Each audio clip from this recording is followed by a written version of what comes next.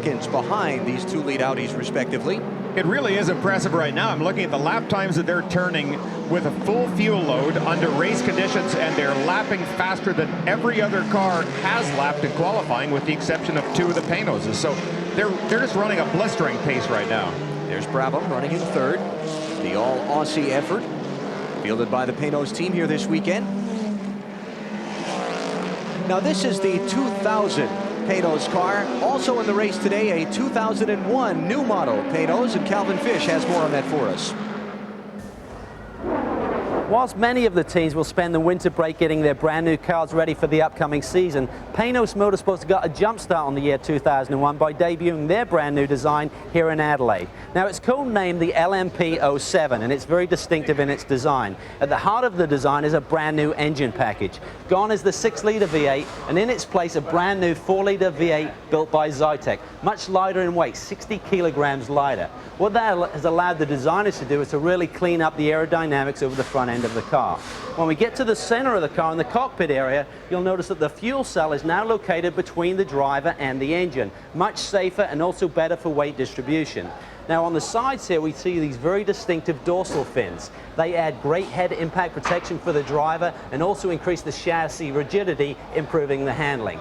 Now one disadvantage with a front engine design is the fact that the driver sits very far back in the chassis, and that disrupts the airflow to the rear wing. So the designers once again have paid careful attention to the aerodynamics, sculpted out the bodywork, improving the airflow to the rear wing.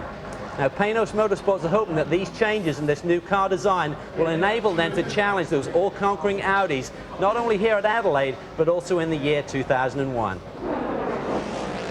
Good-looking race car. Unfortunately, it's not good running today. Moments ago, the 2001 car on pit road with Jan Magnussen aboard.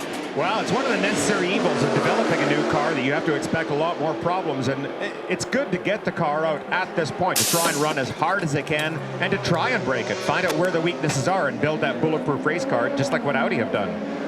Unfortunately, you see the car being wheeled back into the garage. Calvin Fish can give us more on what's wrong with that 2001 machine. Calvin?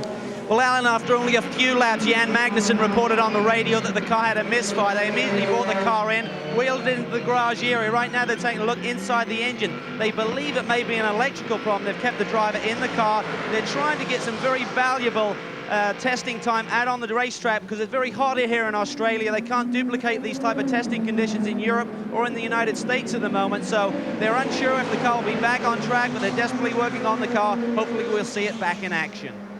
This car's not had a lot of time on the racetrack like a new car normally would. They kind of rushed it here because if you're going to run 12 hours at Sebring in March and you're going to run 24 hours at Le Mans in June, why not get a 6-hour test on it here in Adelaide? Well, it's perfect, too. I mean, you really want to try and stress the car as early as you can and try and develop it. There is no such thing as a perfect race car. These are only really developed after hours and countless hundreds of hours of testing, and you keep building it up to make the lightest strong part.